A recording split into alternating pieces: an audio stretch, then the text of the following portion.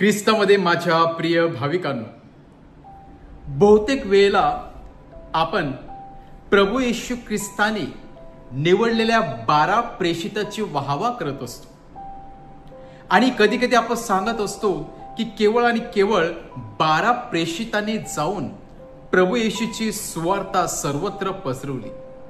परंतु या 12 प्रेषिताच्या मागे देखील अनेक कार्य करणारे महान थोर स्त्री पुरुष देखील होते.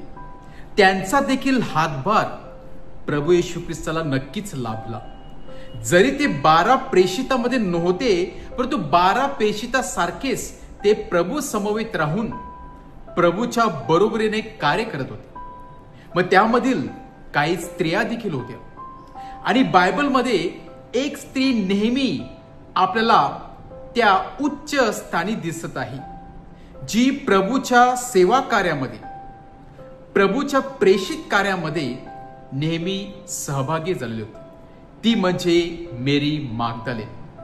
जेव्हा आपण मेरी मागदलेनचं नाव घेतो तेव्हा नक्कीच आपल्या समोर ते सुंदर असं चित्र उभं राहते, जिथे मेरी मागदलेनमधून प्रभू येशू ख्रिस्ताने 7 भूते काढलेली होती, जिथे मेरी मागदलेनला नवीन जीवन जगण्याची संधी स्वतः प्रभू येशू ख्रिस्ताने दिलेली होती. आणि तीच मेरी मागदलेन प्रभू येशूच्या प्रत्येक मिशन कार्यामध्ये मोठ्या आनंदाने, उत्साहाने सहभाग घेत होते. प्रभू येशू ख्रिस्ताने कधीच या स्त्रियांना हुडकावून लावलं नाही किंवा स्त्रियांना दुय्यम स्थान दिलं नाही. तर जेवढं स्थान प्रेषितांना दिलं तेवढं स्थान या स्त्रियांना दिलं. आणि म्हणूनच क्रूसाच्या खाली देखील ती स्त्री प्रभू येशूच्या वेदनेमध्ये सामील होती.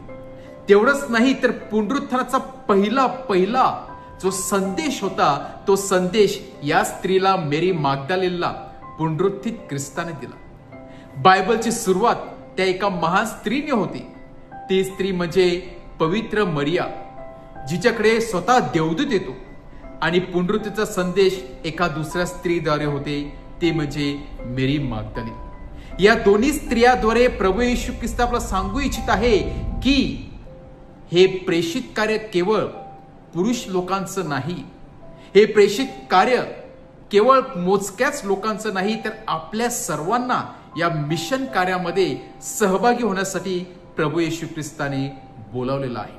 आणि प्रभू येशू ख्रिस्त कुठल्याही वेळेला कुठल्याही व्यक्तीला त्याच्या कार्यासाठी बोलवू शकते. कुठल्याही वेळेला कुठल्याही व्यक्तीला काही टॅलेंट्स नसताना, कुठल्याही प्रकारचे गुण नसताना प्रभू येशू ख्रिस्त उच्च स्थानावरती नेऊ शकतो. हे आपल्याला आज मेरी मागदलेन हिच्या जीवनातून शिकायला मिळते. आणि म्हणूनच आज प्रभू येशू ख्रिस्ताने आपला पुनरुत्थानाचा पहिला संदेश मेरी मागदलेनला दिला व मेरी मागदलेनद्वारे त्याने दुसरा संदेश आपल्या प्रेषितांना दिला.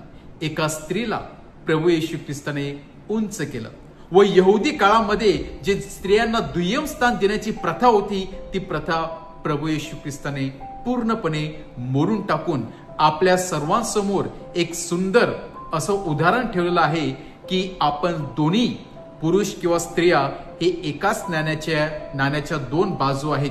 एकाच गाडीचे दोन्ही चाके आहेत आणि दोन्ही चाके परमेश्वराला फार इम्पॉर्टंट आहेत.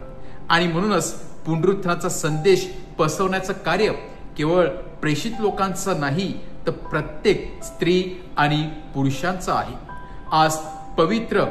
आज मेरी मागदलेन हिने प्रभू येशूचा संदेश सर्वत्र पसरवला.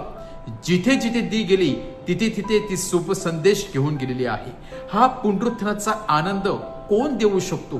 ज्या व्यक्तीला वैयक्तिक पुनरुत्थानात ख्रिस्ताचा स्पर्श झालेला आहे, ज्या व्यक्तीला जीवनाचा अर्थ समजलेला आहे, ज्या व्यक्तीला जीवनाचं दान मिळालेलं आहे, तीच व्यक्ती प्रभू येशू ख्रिस्ताचा पुनरुत्थानाचा आनंद इतरांना देऊ शकते.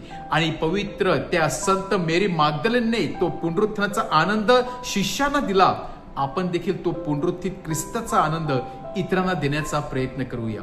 ख्रिस्त मरणातून उठलेला आहे, यापेक्षा मोठा चमत्कार असू शकत नाही. ख्रिस्त मरणातून उठलेला आहे, यापेक्षा आनंद आपल्याला कोणी देऊ शकत नाही.